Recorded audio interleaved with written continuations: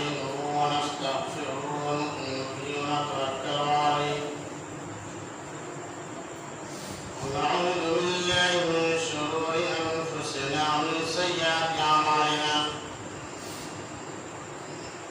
من يهده الله فلا مضل له ومن يضلل فلا هادي له ونشهد أن لا إله إلا الله وحده لا شريك له ونشهد أن محمدا عبده ورسوله أما بعد قال الله تعالى في كتابه الكريم أعوذ بالله من الشيطان الرجيم بسم الله الرحمن الرحيم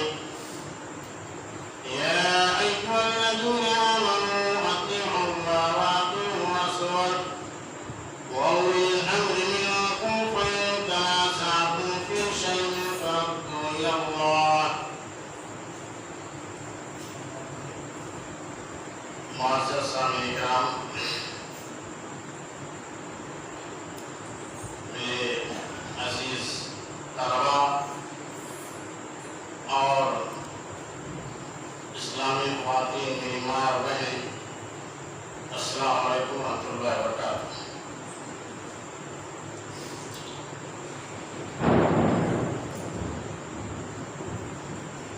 ابھی جیسا کہ ہم اور آپ جانتے ہیں اور جاننا بھی چاہیے، ہر مسلمان کو جاننا چاہیے کہ اسلامی سال کا آغاز محرم سے ہوتا ہے اور ذوالحجہ پر ختم ہو جاتا ہے۔ کبھی ہم اور آپ محرم اور سفر ربیع الاول کے مہینے سے گزر رہے ہیں۔ اگر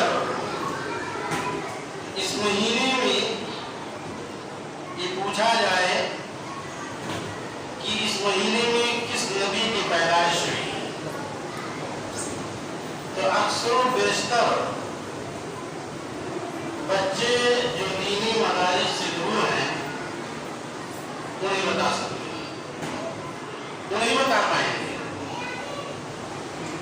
کہ یہ ربیع الاول کے مہینے میں سب سے آخری نبی ہے محمد صلی اللہ علیہ وسلم کی پیدائش ہوئی، اور 9 ربیع الاول روز سوموار کے دن اللہ کے رسول صلی اللہ علیہ وسلم پیدا ہوئی۔ اس مہینے میں اسلامی سنگ نیپال نے فیصلہ کیا کہ جو بھی طاقت و استطاعت ہم لوگ کے پاس ہے، اس مہینے میں زیادہ نہیں تو کم سے کم 1 ہفتے کا پروگرام ہم جگہ جگہ کریں، چھوٹے چھوٹے پروگرام کر کے، اور مدرسوں میں بچوں سے سیرت رسول کے بارے میں سوال و جواب کر کے اللہ کے رسول صلی اللہ علیہ وسلم کی مکمل سیرت ہمارے سامنے آ جائے۔ یہ ہم اسلامی سنگ نیپال نے کوشش کی، اور آج یہ کئی دنوں سے پروگرام چل رہا ہے۔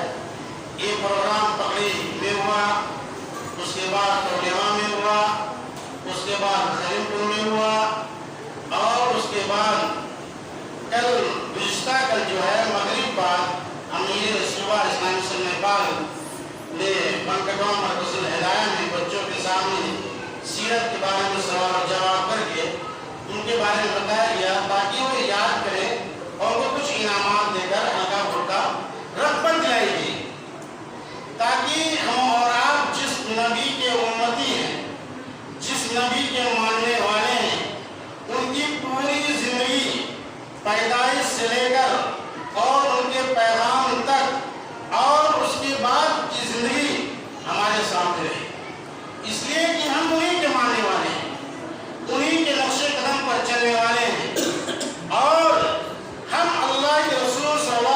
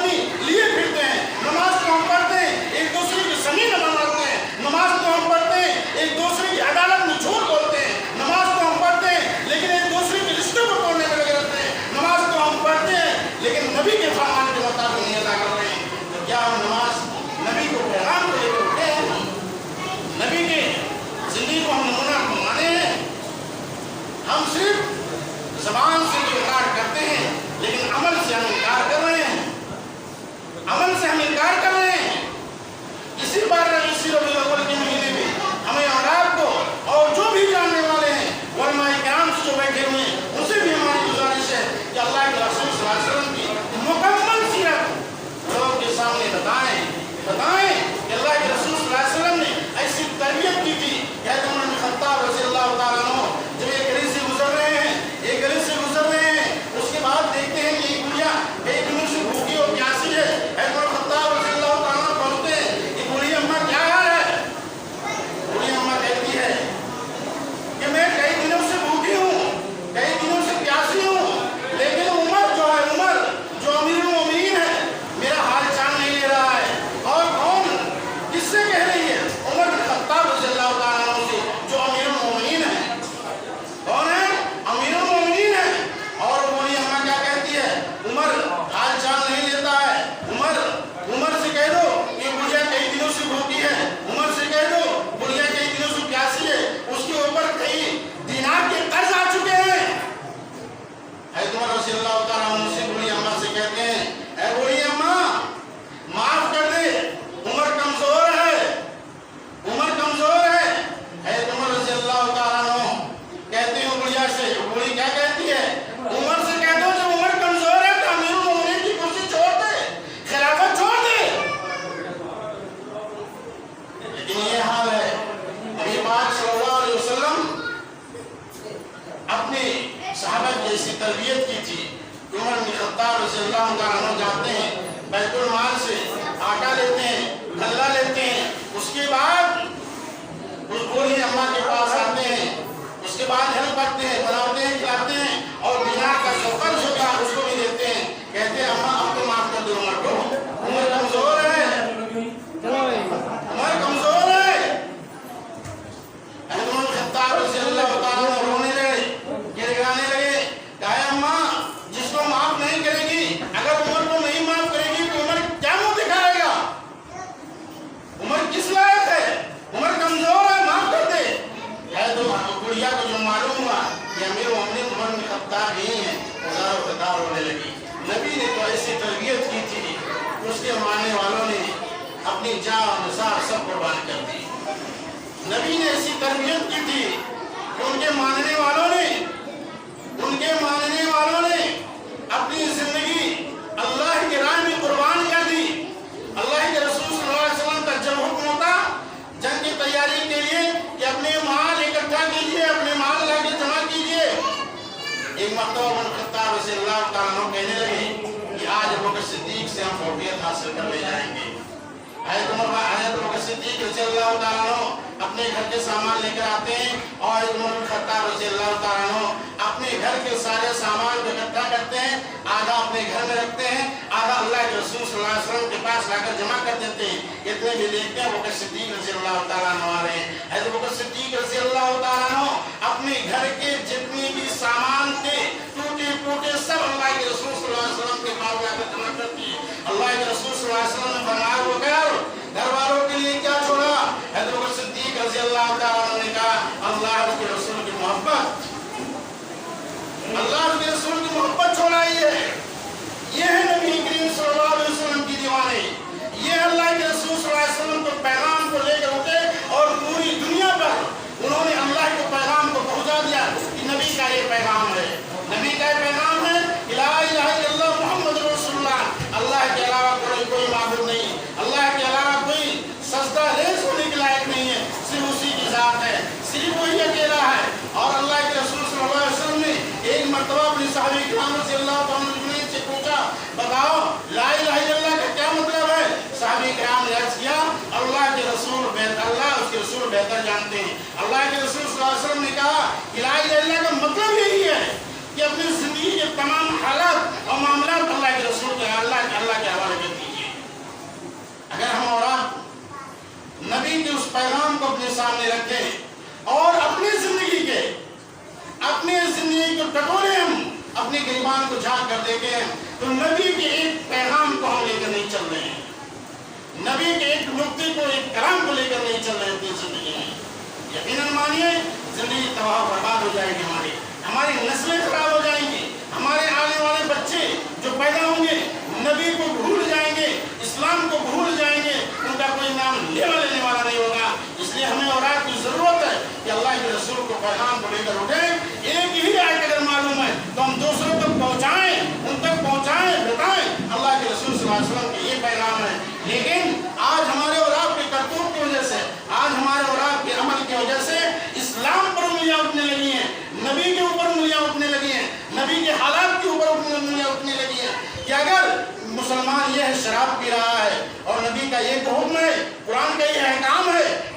پینا حرام ہے. شراب پینے والا اپنی زندگی اس کی تباہ برباد ہو جاتی ہے. شراب پینے والے کے گھر تباہ برباد ہو جاتے ہیں. اللہ اس کے رسول کا یہ پیغام ہے, اللہ کے رسول کی یہ احکام ہے. لیکن اگر ایک مسلمان شراب پی رہا ہے تو دوسرے لوگ ہی دیکھ کر کہتے ہیں کہ اگر مسلمان ایسے ہی ہے, اسلام ایسے ہی, تو ایسے اسلام کو ماننے کے لیے تیار نہیں ہے.